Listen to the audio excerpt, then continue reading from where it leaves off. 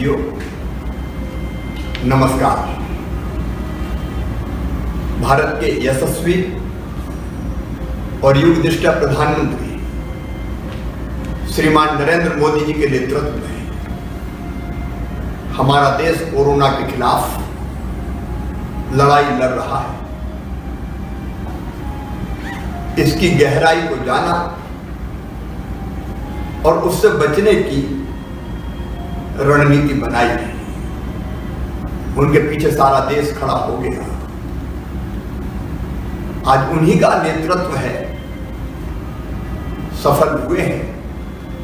ऐसे संकट काल में मोदी जी का नेतृत्व भारत को भगवान का वरदान है। उन्हीं के मार्गदर्शन में मध्य प्रदेश में भी हमने कोरोना के संकट को काफी हद तक नियंत्रित किया है।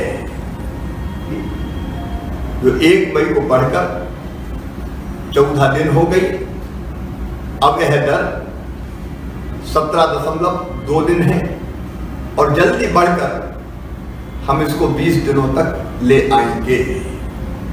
मध्य प्रदेश में कोविड संक्रमित मरीजों के स्वस्थ होने की दर, रिकवरी रेट दिनांक 18 मई को बढ़कर 40% से भी अधिक हो गई।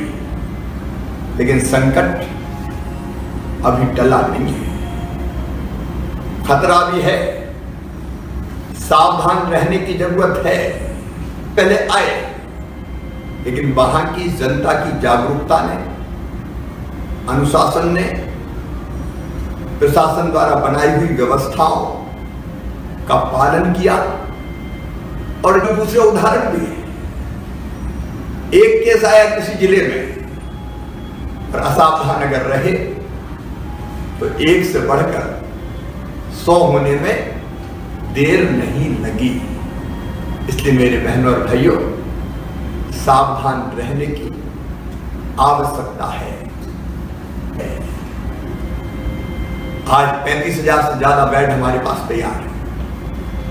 भगवान करे इसकी जरूरत ना पड़े, जरूर रहे। मेरे प्रिय बहनों और भाइयों, इस कोरोना के संकट में तब जब अर्थव्यवस्था ध्वस्त हो चुकी थी, इसके लिए अनेकों कदम उठाए हैं। अलग अलग योजनाओं में गरीब को मजदूर के खाते में, बच्चों के खाते में, किसानों के खाते में, मध्य प्रदेश के मेरे मजदूर भाई और बहन जो दूसरे प्रदेशों में थे, लगातार उनको हमने वापस लाने का प्रयास किया। क्योंकि मजदूर का मन बन गया एक बार घर लौटना है। 91 से ज्यादा ट्रेनें आज मध्य प्रदेश लौट चुकी है। मजदूरों को लेकर उनको बसों से अपने घर पहुंचाते हैं, तो लेकर आए हैं, उनको उनके घरों पर पहुंचाया है। प्रदेश में अलग अलग जिलों में जो मजदूर काम कर रहे थे, उनको भी बसों के माध्यम से उनके घर पहुंचाने का काम किया गया है। मैं अपने प्रवासी मजदूर भाइयों से ये कहना चाहता हूं, इसकी व्यवस्था हम करेंगे, प्रदेश की सरकार करेगी। उनको राशन की कोई कमी नहीं आने दी जाएगी। बिना राशन कार्ड के उनको राशन दिया जाएगा। पंचायत तत्काल उनके जॉब कार्ड बनाए। बहनों और भाइयों, हमने ये फैसला भी कर लिया है कि आपको संबल योजना की पात्रता होगी।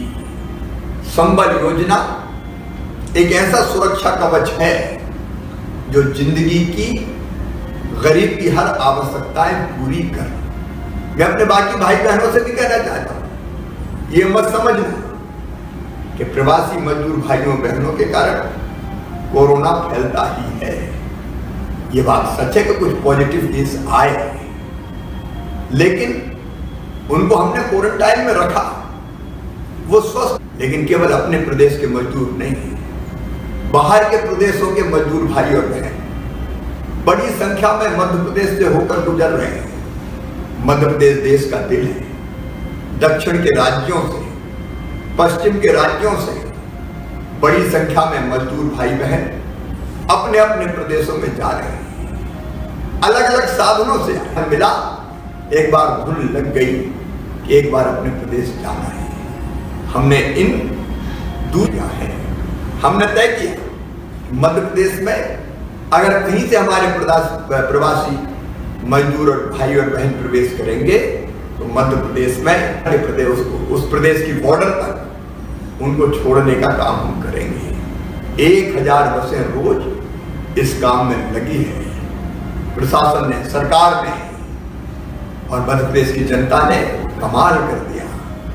भोजनों जैसा सत्कार हमारे दूसरे प्रदेश के मजदूर बहनों और भाइयों का हमने किया है और कई जगह तो समाज सेवियों ने उनके पांव में जूते चप्पल तक पहनाए हैं। मध्य प्रदेश की धरती से कोई भूखा नहीं जाएगा, कोई पैदल नहीं जाएगा। ये हमारा संकल्प है और आपके साथ मिलकर हम इसको पूरा करेंगे। में आए हमने तत्काल उनके परिवारों को 5-5 लाख रुपए की आर्थिक सहायता प्रदान की। केवल मध्य प्रदेश की नहीं, अभी कल की घटना है, मध्य प्रदेश के बड़वानी जिले के नामली ब्लॉक के गांव में पति पत्नी अपनी 4 बेटियों के साथ 2 बहनें चली गई, केवल 2 छोटी छोटी बेटियां बची, लेकिन वो बेटियां अनाथ नहीं है। हम उनके संरक्षक हैं। हमने व्यवस्था की है कि हम 13 लाख रुपया उन दोनों बेटियों के नाम पर फिक्स डिपॉजिट करवाएंगे और 1 लाख रुपया बैंक के खाते में डाल के उनकी तात्कालिक खर्चे, केवल अपने प्रदेश नहीं बाहर के प्रदेश के भाई और बहन, भगवान ना करे उनको कोई कष्ट या तकलीफ हो, लेकिन कुछ एक्सीडेंट हुए, हमने तय किया उनमें जो नहीं रहे उनके आश्रितों को 1-1 लाख रुपए की राशि, घायलों को 25,000 रुपए की राशि, उनके इलाज की निःशुल्क व्यवस्था और उनके पार्थिव साथ है। मेरे किसान भाइयों, आपको भी चिंता करने की जरूरत नहीं है। इस समय 90 लाख मीट्रिक टन गेहूं सरकार ने खरीदा है। ये आज तक का सबसे बड़ा रिकॉर्ड है। 10,000 करोड़ रुपया किसान के खातों में पहुंच चुका है और बाकी गेहूं की चिंता मत करना, 1-1 दाना खरीदेंगे, ये हमारा संकल्प है। बाकी उपज सरसों, चना, मसूर, उसको भी खरीदने की कार्रवाई चल रही है। 0% ब्याज पर कर्ज दिया जा रहा है। 2,290 करोड़ रुपए की राशि फसल बीमा योजना की अभी दी है 15 लाख किसानों के खाते में और 18-19 की है ये। 19 और 20 की भी प्रक्रिया जल्दी पूरी करके फसल बीमा योजना का पैसा उनके खाते में डाला जाएगा। मेरे प्यारे बच्चों, तुम्हारी अब 10वीं के बचे हुए पेपर नहीं होंगे। जो पेपर दे दिए उसी के आधार पर मेरिट लिस्ट बन जाएगी। 12वीं के बचे पेपर जरूर 8 से 16 जून के बीच होंगे और इस अवधि में स्कूल बंद रहे हैं तो वो ट्यूशन फीस के अलावा और कोई शुल्क पालकों से नहीं वसूलेंगे। हमारी माताओं बहनों के कल्याण के लिए भी कई योजनाएं हैं, मैं उनके बारे में भी विस्तार से नहीं जाऊंगा, लेकिन महिला सशक्तिकरण के लिए उसको भी आदर्श रूप से हम जमीन पर उतारेंगे। लेकिन अभी सावधान रहना है। लॉकडाउन 4 प्रधानमंत्री जी ने कहा है कि अलग रंग में और अलग रूप में होगा। हमको सावधान तो रहता है, लेकिन जान के साथ जहान भी बचाना है, आर्थिक गतिविधियां चालू करना है और इसलिए मध्य प्रदेश बातचीत करके लॉकडाउन के नए स्वरूप को तय किया है। अब मध्य प्रदेश में केवल 2 जोन होंगे, एक ग्रीन और दूसरा रेड। और ग्रीन और रेड दोनों जोन में आपको इन जोन्स में कौन सी चीजें होंगी, कौन सी नहीं होंगी, उसकी जानकारी दे रहा हूं। कंटेनमेंट एरिया, कंटेनमेंट मतलब जहां केवल अत्यावश्यक गतिविधियों की अनुमति होगी।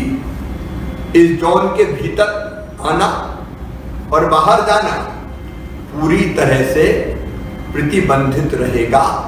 ये आपकी सुरक्षा के लिए जरूरी है कि मेडिकल इमरजेंसी की सेवाएं जारी रहेगी।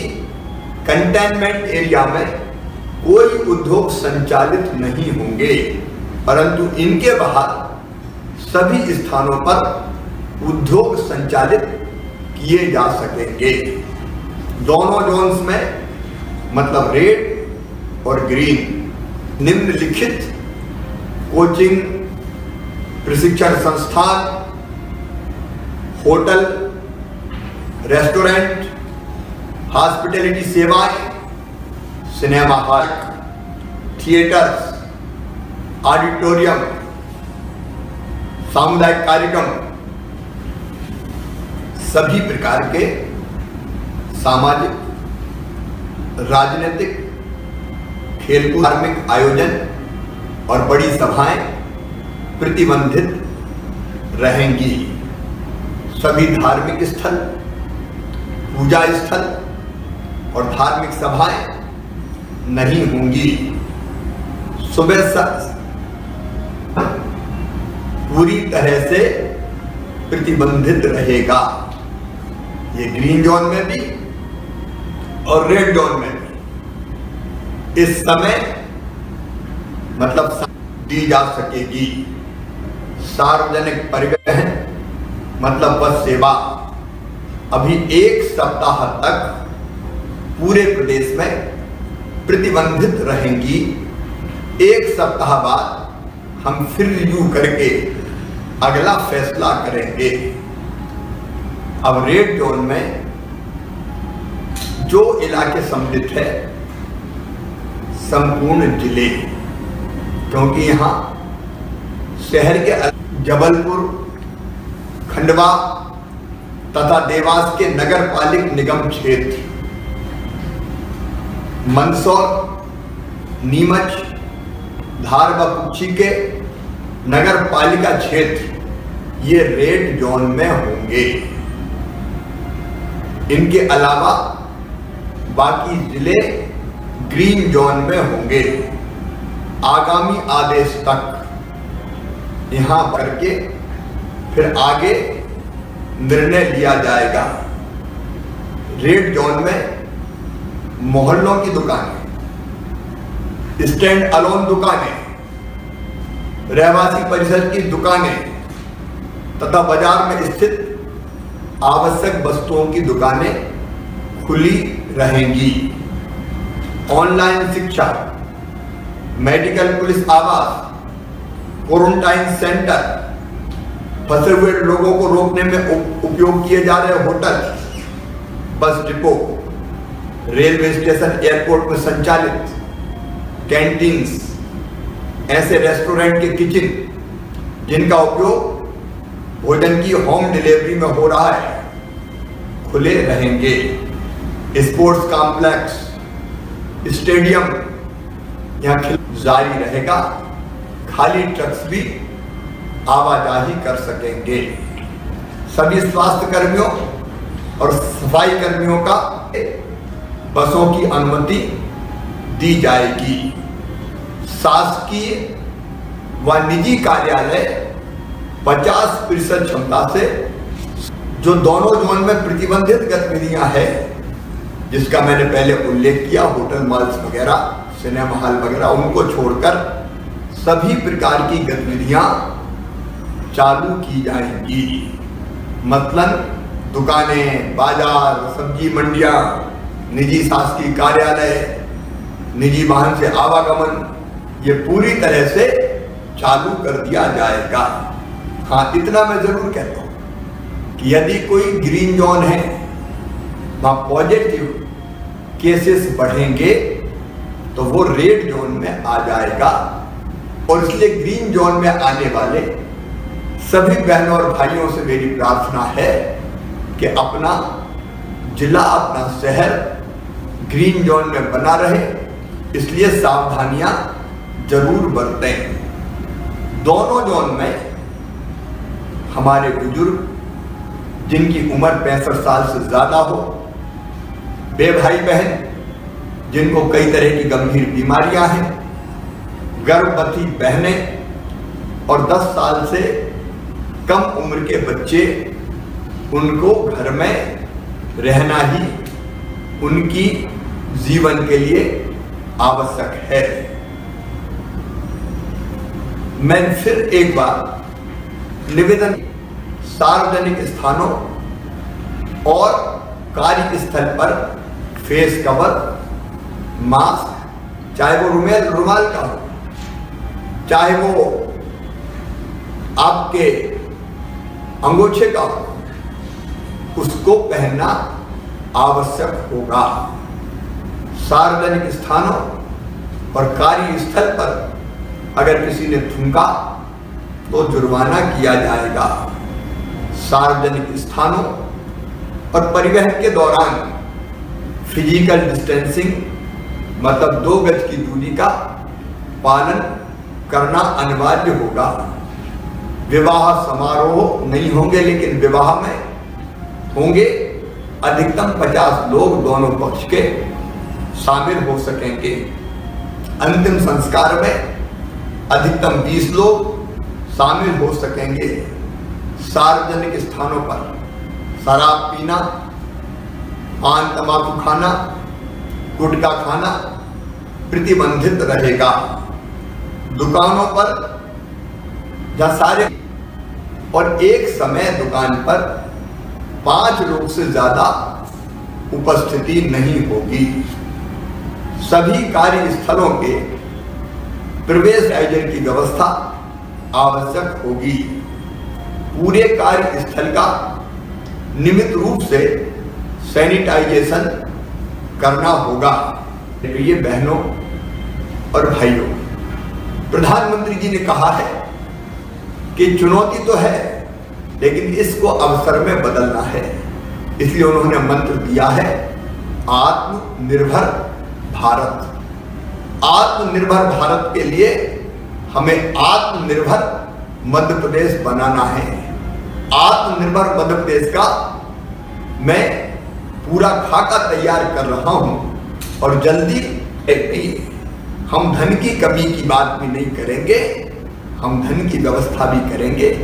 तेजी से हम हमारे जो ढांचा है उसको खड़ा करने के लिए बड़े व्यापक पैमाने पर कार्यों का प्रारंभ करेंगे। एक नहीं अनेकों योजनाएं दिमाग में हैं, सावधानी के साथ कि हमें कोविड के साथ, कोरोना के साथ जीना भी है, लेकिन आर्थिक गतिविधियां चालू रखना भी है। बना के करेंगे। जहां चाह होती है वहां राह को निकलना ही पड़ता है। इस संकट के अवसर को चुनौती में बदल कर तो